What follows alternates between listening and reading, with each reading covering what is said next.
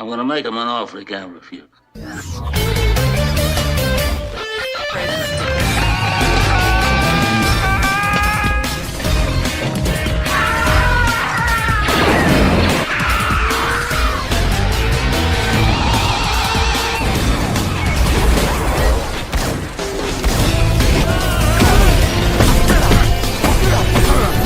I'm not even supposed to be here today! Oh, fuck you!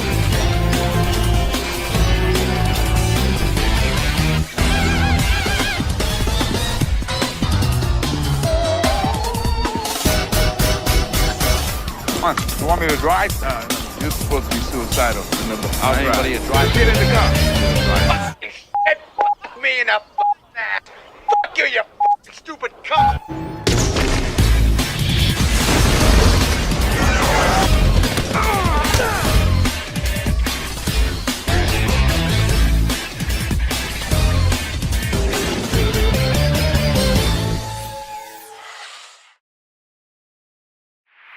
Hey everyone, it's Don G. Corleone here, and I'm here with a brand new movie review, and this movie review is going to be for the 2008 racing film directed by the Wachowskis, Speed Racer.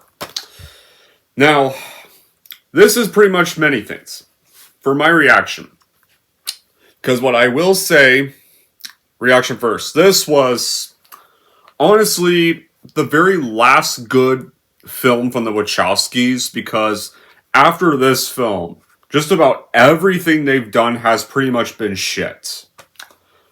Because after this movie, they directed Cloud Atlas, which was just a boring as fuck movie that nobody went and saw.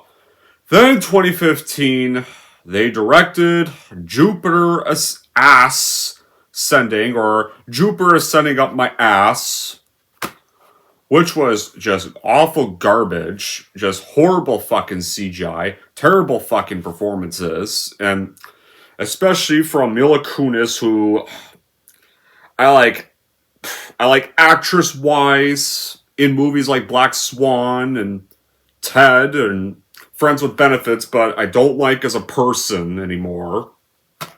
Just maybe like acting wise, not as a person. But then of course, like years after, one of the Wachowskis came back to direct a fourth Matrix film that also was dog shit, called The Matrix Resurrections. And nobody went and saw the fucking film, because it bombed. So yeah, this was pretty much the last good thing they ever made.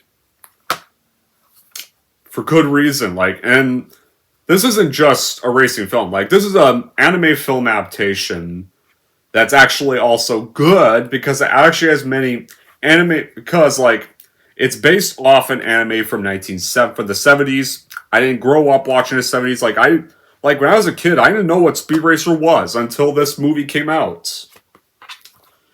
So, I didn't grow up watching it, because it really just wasn't around. I was more into stuff like Teenage Mutant Ninja Turtles from the 2003 series. That's how I got introduced to the Turtles. The Batman from 2004. That was kind of my introduction to the Batman.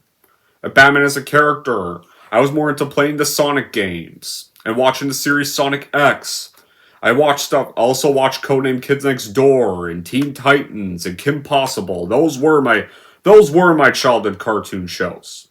Because I was a 2000s kid, just born in the late 90s and more of an early 2000s kid.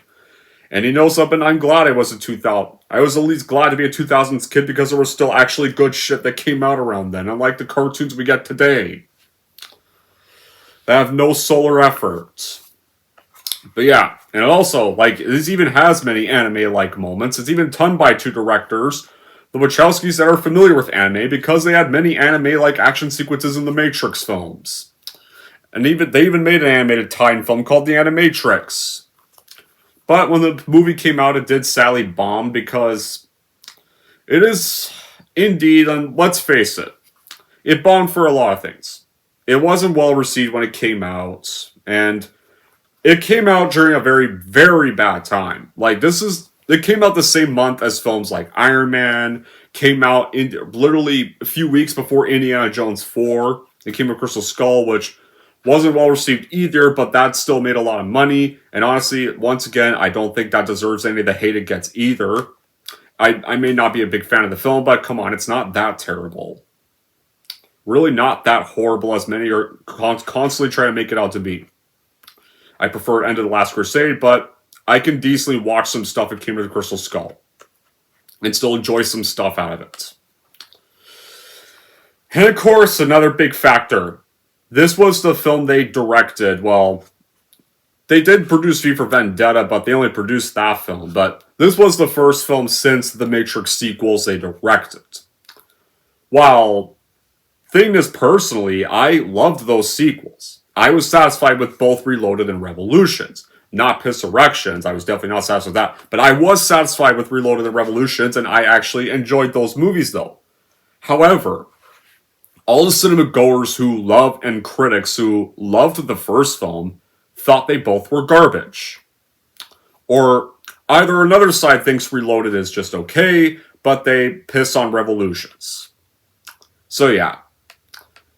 That was also the factor. So people didn't really want to see what else the Wachowskis were going to do.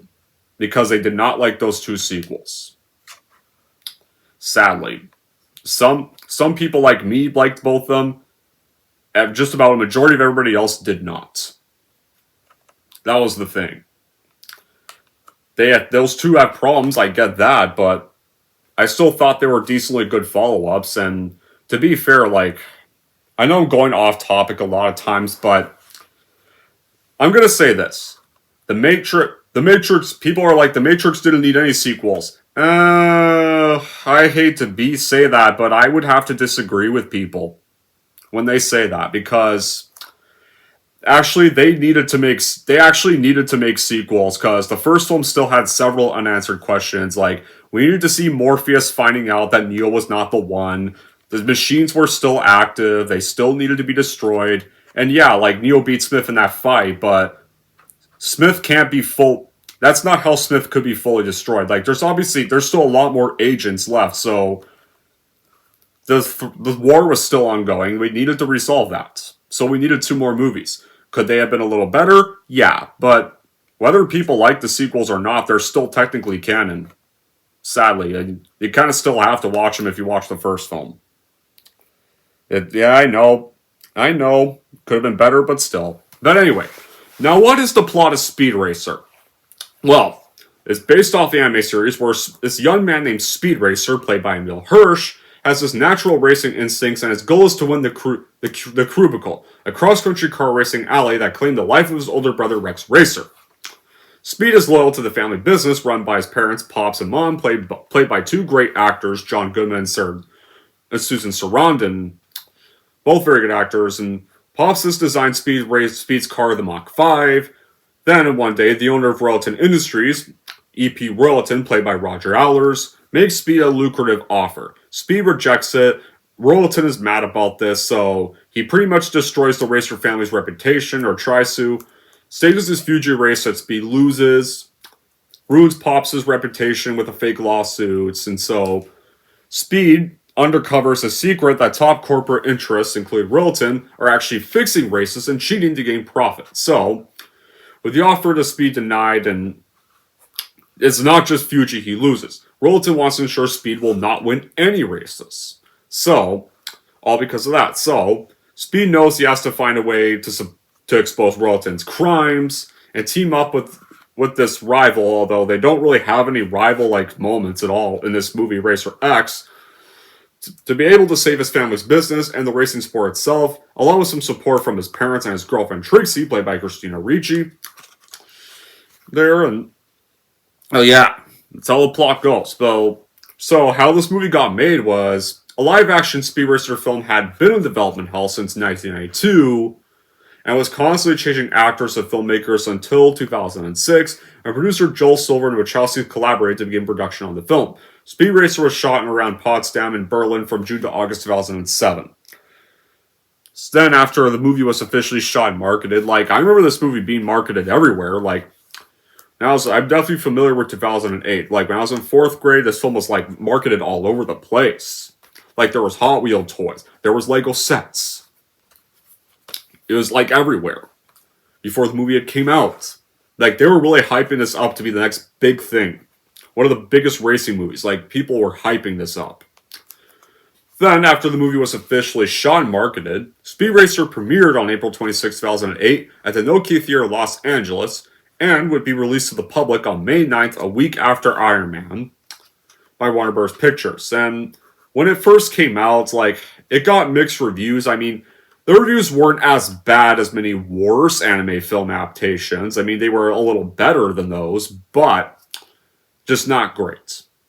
They loved the action sequences, they loved the musical score, they loved the cinematography, and they loved the performances, but they did not like the heavy use of CGI, which I can understand. There's like some bits of CGI that could have been fixed, and the screenplay and the runtime. Personally, I thought the runtime was actually fine, because the movie didn't feel that long, the movie wasn't that boring at all. I mean, I thought the runtime was perfect.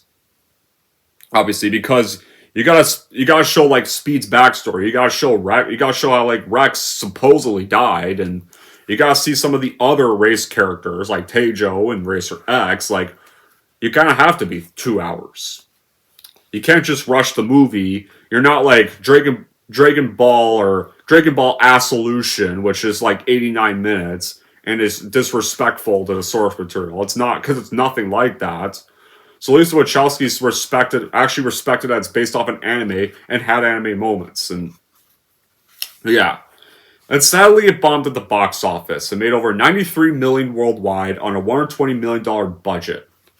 However, though, as the years have gone on, Speed Racer has gone a massive cult following. It's been reevaluated by many cinema goers now. They're much better appreciating it, especially in today's movie world, where it's actually now starting to become better received by people than it was when it first came out. Yeah, so Speed Racer, it acknowledges that it's not supposed to be this thought-provoking film like The Matrix was, the film that kickstarted the Wachowskis. It's based on a wonderfully simple cartoon with a simple message for kids, like racing's like a passion. It's not just some sport. Like, the movie really does that message well. Like, the film, like, it's an adaptation of a long-running Japanese anime. It revolves around a natural racing phenomenon and its family, and of course, the casting's actually great. Like, you also got actors like Matthew Fox. You got one actor that would later go on to appear in Bullet Train, in a way. And also, like, what really stood out is, of course, like, everyone involved in the roles really understand the characters and the world that Speed Racer, from everything I've learned about the cartoons, is supposed to display. Like, it's not supposed to be some overly serious film, because this movie also came out around the time when every movie needs to be vile, not nihilistic, depressing, and outright dark. Everything needs to be dark nowadays. We can't have lighthearted movies anymore. Yeah, that's one of my problems with Hollywood, because nowadays almost everything needs to be depressing. But this movie doesn't actually try to be overly serious or dark. Or they even try to be realistic, either. Like, you got the great performances from Hirsch, Goodman, and Ricci, who... Emil Hirsch, I think, is a pretty underrated actor. I liked him in films like The Girl Next Door. I liked in films like Into the Wild, which I felt he was Oscar robbed of that movie. I actually think he's a pretty decent actor. Not gonna lie. Matthew Fox also does great as the mysterious Racer X, although originally this role was going to go to Keanu Reeves. And honestly, I kind of wish it did go to... Matthew Fox was still good in the role, but I kind of wish it went to Keanu Reeves instead. I kind of wish Keanu Reeves accepted this role instead of going to play in the shitty Day the Earth Stood Still remake instead of this. But still, I still thought Matthew Fox was still great. He definitely really shows this side of the character where at first you think he's going to be like a villain. The trailers make him look like a villain, but the other antagonist, and the movie tries to establish him as this rival, but there's not really much of a rivalry between him or Speed at all in any part of this movie. There's like none of that. So that's kind of a misleading part of the plot. Now the visual effects, like, they're not like something like Matrix Esquire, like they're not something like groundbreaking visual effects, but they're definitely nice little wow factor sequences in the race sequences that are definitely jaw dropping to look at. And the camera does, there's times when like the shots do kind of move a little bit too fast. I kind of want to like the shots not to go overly fast because like so that way the visual effects when sometimes do look a little blurry, but it doesn't ruin the moments. And the acting, yeah, it's campy, but it's like but it's kind of like the acting for all those 90s action films, like in a way. So it actually works. So the campy acting works very well here. Like there's moments when the movie is funny, there's moments when it's heartwarming, like the racing sequences, they're over the top. The movie knows it and does it well. It doesn't care about trying to be some grand epic at all. The tracks are creative and like these are definitely tracks that definitely seem like they were pretty fun to design. And of course, like this is how I kind of wish real racing was in a way. Like I wish NASCAR was like races in this. Like these races are actually epic. Like you know why these films made the racetrack so crazy, because car races are not too exciting, really. They're just on a straightforward track, because if they were all just some straightforward track for 2 hours, then it wouldn't really be that impressive. Much so, let's make the racetracks crazy. Like you have like one race in the desert. You have one race on this like little icy like mountain. Hell, you even have some of the racers being either crooks or these Viking like people or army like people. No way, like, and you even have racing commenters throughout the entire, just commenting on all the races, throughout all the race scenes even. So it really feels like you're watching a future like race. You're not just watching a movie scene. And the sound is also very impressive in the film. So how do we start off Speed Racer? Well, our main character, Speed Racer, he has a passion for automobile racing. And throughout this whole opening sequence, I do love we have all these cutaways of his childhood, whether Rex picked him up from school or whether he first met Trixie, got distracted, crashed into a bush full of roses, or whatever it cuts to either younger Speed watching all Rex's races with his family, and then the present day is now a little more extended family with this new younger brother named Spritle and this other chimp one named Chim Chim actually watching a race in a way. And now it cuts all those and Rex leap in a way more. And so we also meet his parents, Pops and Mom, who run these independent race motors company. And of course, his new younger brother Spritle and his pet Chim Chim, who and his mechanic Sparky and his girlfriend Trixie are also involved in the business. And as a child, like we saw, like I explained in the flashback, Speed idolized Rex Racer. He had been killed while racing the Casa Cristo 5000, this deadly cross-country rally race, and now he's pretty much carrying on his brother's career. Speed has been sweeping the racing world with his skill behind the wheel of the Mach 5, the car his brother gave him before his brother had to take off and leave the family for good, which Pops did not like, and so Pops pretty much kicked him out of the family for trying to leave. And of course, there's also his T180 car called the Mach 6. Although he's interested in the art of the race and the well-being of his family a little more than the race and the passion itself. Like, in a way, it's pretty much our first race where we see all the flashbacks, and I think it's edited very well, because the editing and the way the characters come into frame in the next scene is very cool, and the colors are vibrant. The movie, sometimes a little sloppy at times, but they're still vibrant. And the movie still looks very gorgeous, and the action is very well shot. It's got this unique way of storytelling. The story really does have heart. Like, you know this story. A kid who loves racing gets into the industry, realizes the nature of the industry lacks integrity, and it's actually pretty much it's kind of like realistic, since a lot of races nowadays do kind of feel more about sponsors. They feel more about money nowadays, and his family does really play a big role in in all this, and each character does really get their proper screen time, and it really feels like this family actually really feels like an actual family in a film. They have good family chemistry with one another. When you get this story, it's like this mixture of 50s, 60s, and 70s all together. You got this quirky, inspired storyline about racing that really changes a lot of ordinary people. Like, especially like when you got like good, colorful visuals, and These are actually visuals that are in the cartoon show from everything I do know. And there's some top-notch CGI effects in the cars. There's great action in the driving sequences that are awesome. And it really does well in making the viewer speechless and very breathless, like when they see them. And especially when you're accompanied by Michael Giacchino's score. It is which really one of the strongest bits of the flick. The race visuals, once again, a part of them could have been a little more worked on, but they're still spot on. The imagination about the future technology and the presentation are definitely splendid when this film gets watched, and the editing, of course, they have the editing and the commentators and the flashbacks. They're integrated well, and also the film's interpretation of the good guys versus bad guy fights is very well handled, and the blur effects do make the scenes more epic and hilarious.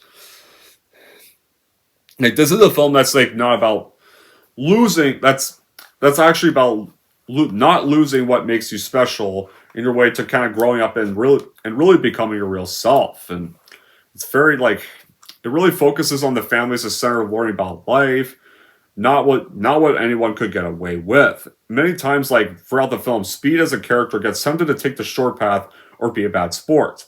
And there's lessons in the movie too, it's buried beneath all the surface. And when the lights and animation do fly fast and free, the heart of the movie really does bear itself right here.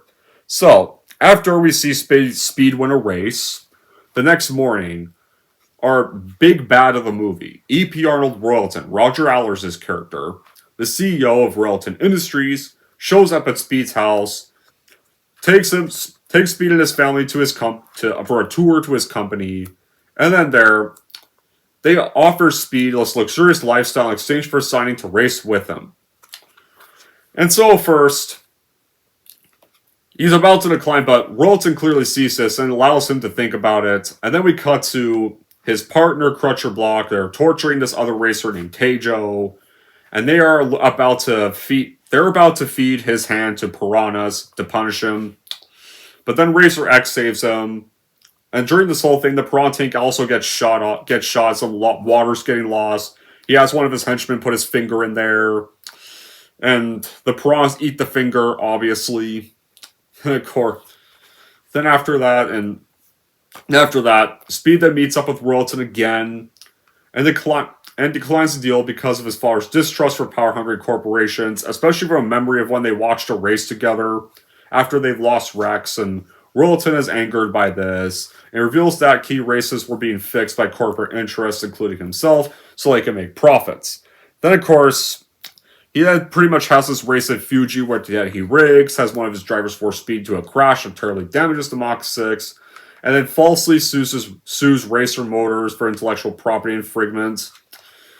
Right there, and the whole scene, where Speed's losing the Fuji race is well edited, because when I first saw this, I first thought this was just a hallucination and just a vision of what Royalton hopes will happen someday. That's what I thought it was at first, and then of course I find out this actually did happen. Right there, it's this kind of foreshadowing what will happen after the scene of where he meets with Royalton. Where we're kind of like Roger Allers' character, or Royalton, is actually pretty much yelling Speed all the events that will happen. He'll lose the race. He won't finish the race. And of course, his father will be sued. Right there. And you actually show all these scenes as this whole narration is happening. It's pretty well edited. It tells you what's really about to happen. And this racer family is about to be in big trouble. Right there.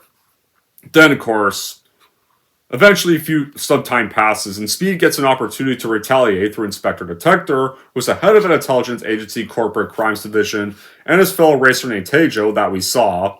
And apparently, he may have evidence that could indict Royalton, but he's only going to offer it up if Speed and the notorious masked Racer X agree to race on his team in the upcoming Casa Cristo 5000.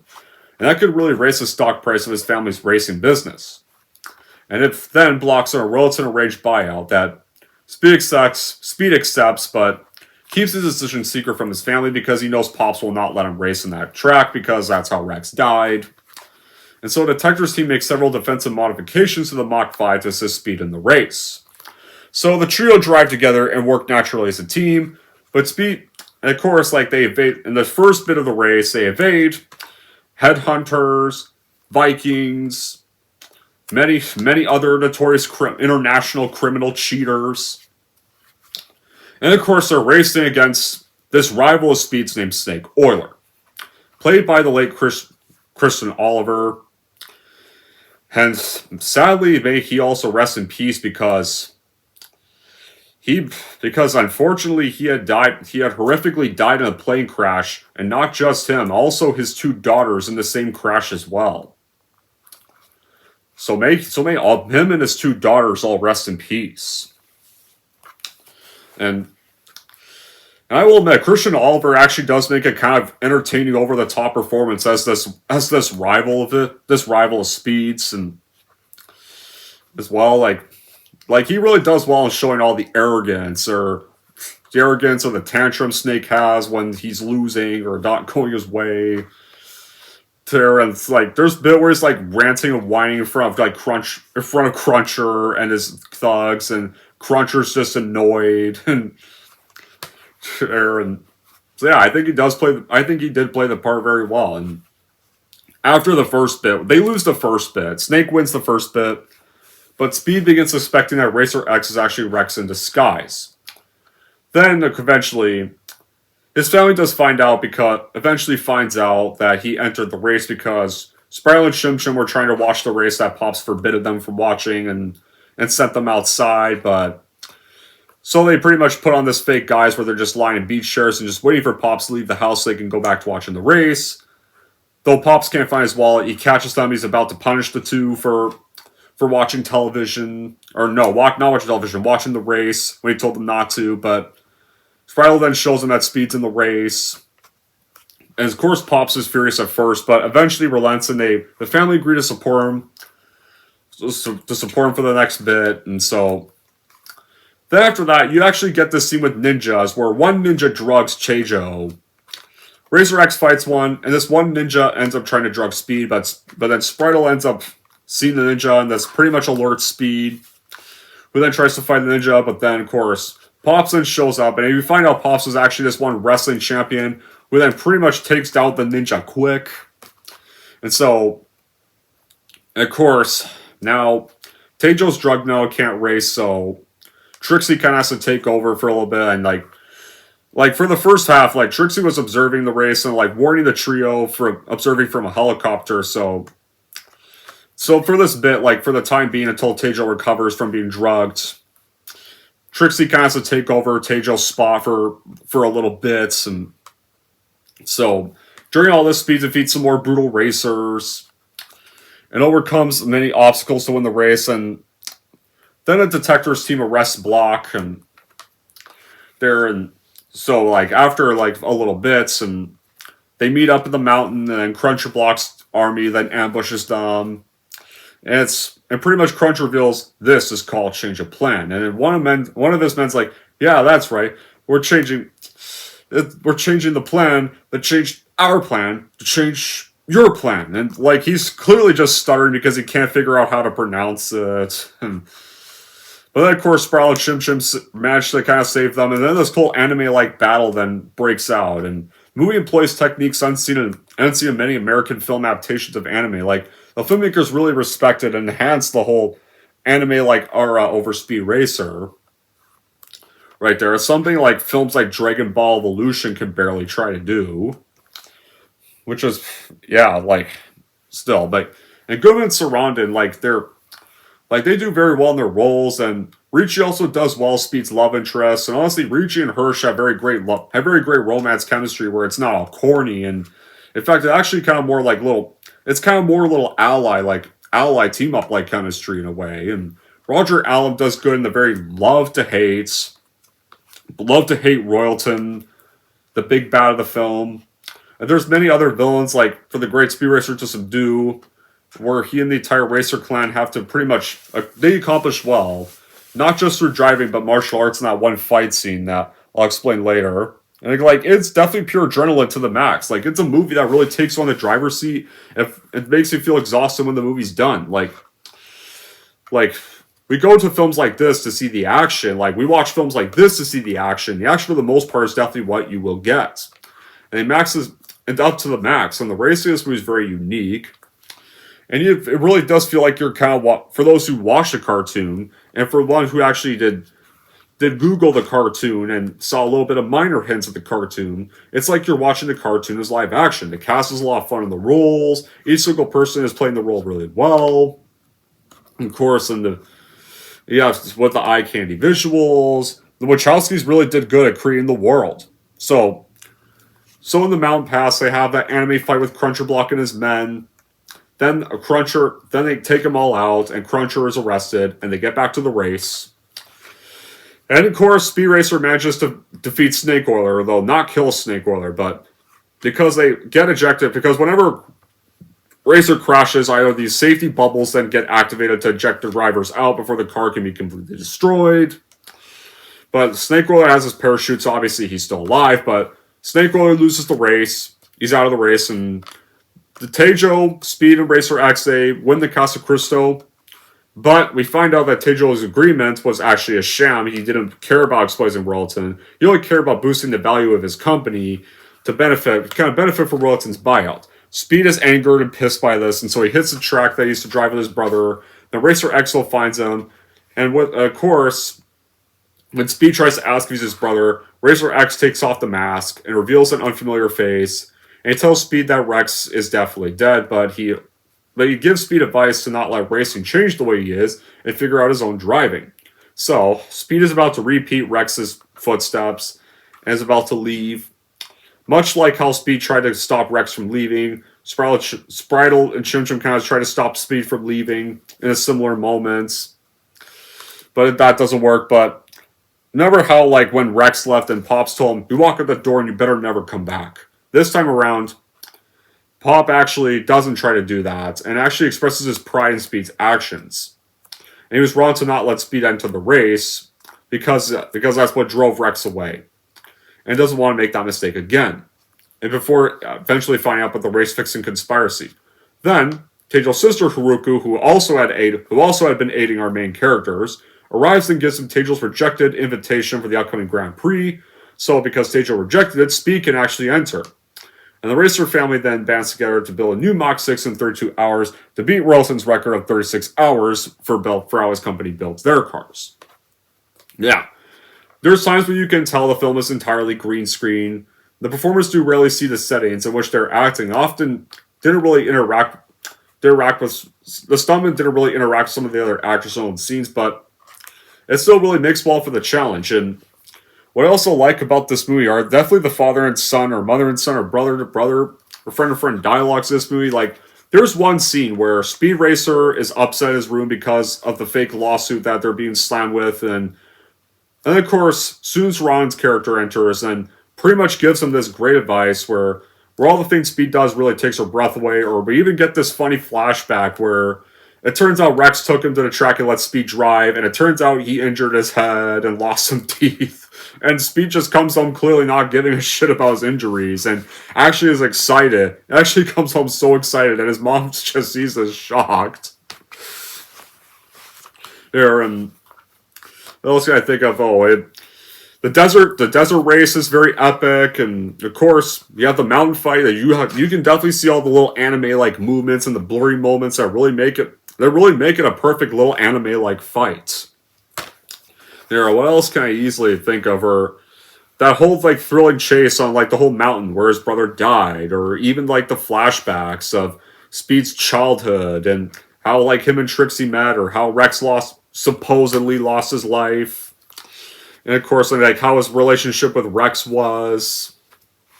Like, all these are well edited moments right here, and they think they did them really well. Like, you can tell they really put effort in making this a very fun turn off your brain film. And now it even gets more epic with the finale, because now we do get on with the finale, where after the new Mach 6 is built, Speed enters the Grand Prix with the help of Inspector Detector against great odds, despite Royalton trying to make sure it doesn't work. So Royalton places this 1 million bounty on Speed's head that the other competitors are eager to collect, including Jack Cannonball Taylor, the future Hall of Fame driver that Speed is pitted against. Eventually, Speed does overcome a slow start to catch up with Jack Cannonball Taylor, who uses this cheating device called Spearhook. And guys, it's established in this film that spear hooks are not allowed in the Grand Prix. And Royalton even tells Cannonball that he put a spear hook in his car, but Cannonball's like, I don't need a spear hook to beat that punk. And Royalton like lies that it's just for in case safety reasons. So, but Cannonball uses the spear hook to try to cheat his way to the race and latched onto the Mach 6. Speed sees these video cameras that are recording the whole entire race, so Speed gets the clever idea that if he can't try to shake off the spear hook off his car, he can expose the spear hook. So he uses his jump jacks to reveal the device to video cameras, and Cannonball Taylor crashes and loses, disqualified for using the spear hook right there, and everyone, the commenters are angry.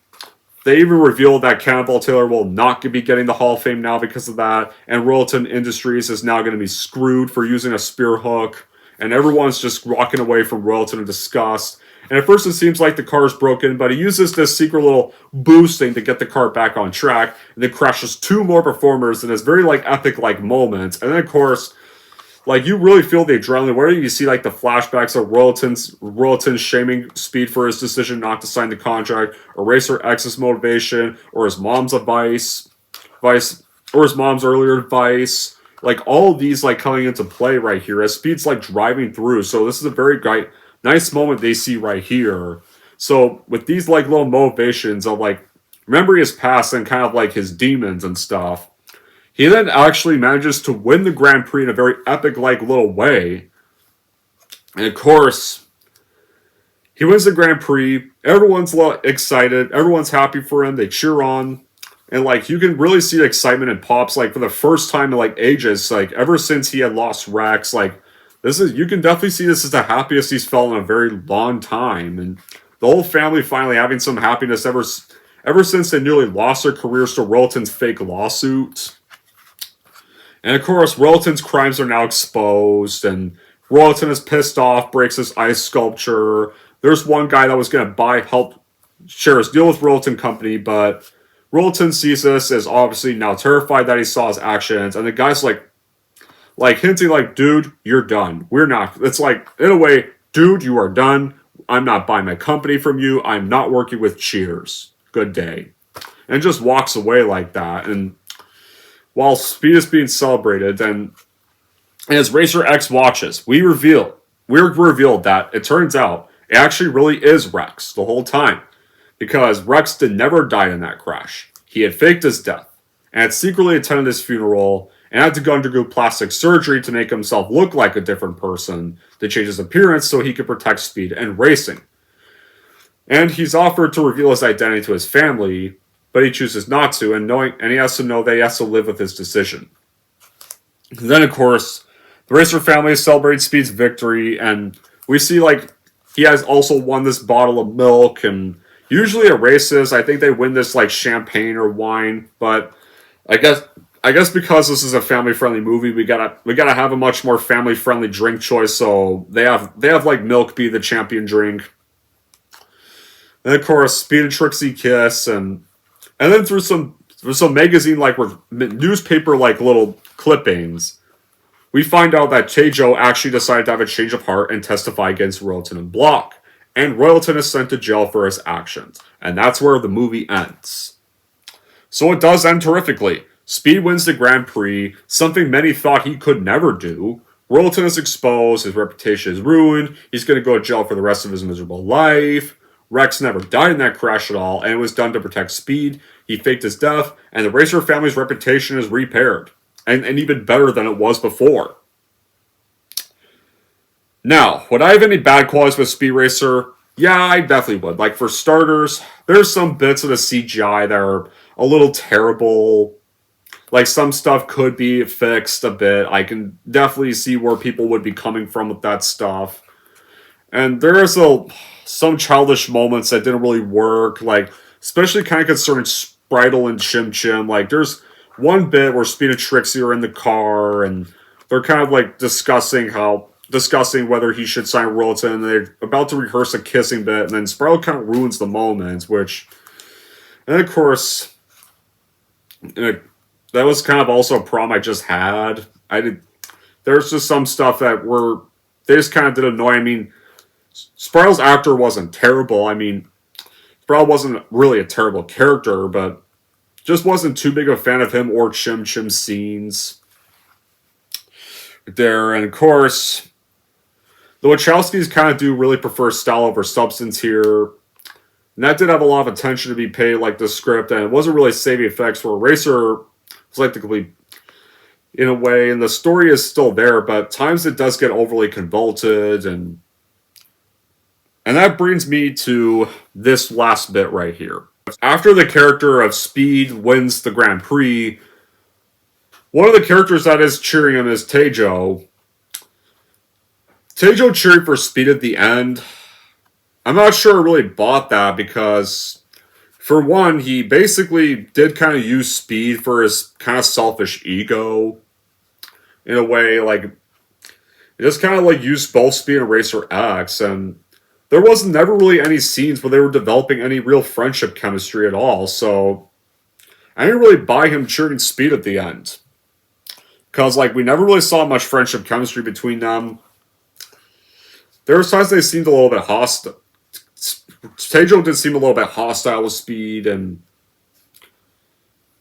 so yeah, I just didn't really buy that much. Like, if there was like if there was a little more scenes about like that, then maybe I would kind of buy it, but this didn't really work for me. But other than those, I still do enjoy Speed Racer, and it's a good turn off your brain flick. An example of an anime adaptation done right. So in the end, I would definitely watch and buy Speed Racer if you want a decent and not overly cringe anime live-action adaptation from cinema. Anyways, guys, that's it for my review of Speed Racer. And if you're anything like Speed Racer, here's how I'm going to rate this movie. So overall, if you are looking for a rare anime adaptation that's actually watchable and not too cringy, then I would totally watch it by Speed Racer for your collection, no doubt. And if you're wondering how I'm going to rank Speed Racer, I'm going to give Speed Racer a 7.5 out of 10. Alright, there we go, guys. That wraps up my review for Speed Racer. Now I want to know in the comments down below what you guys thought about Speed Racer, whether you loved the film, whether you hated the film. And until then, guys, that'll be it for this review. Thank you all for watching. If you like this, want to see more, don't forget to like, subscribe to Don G. Corleone.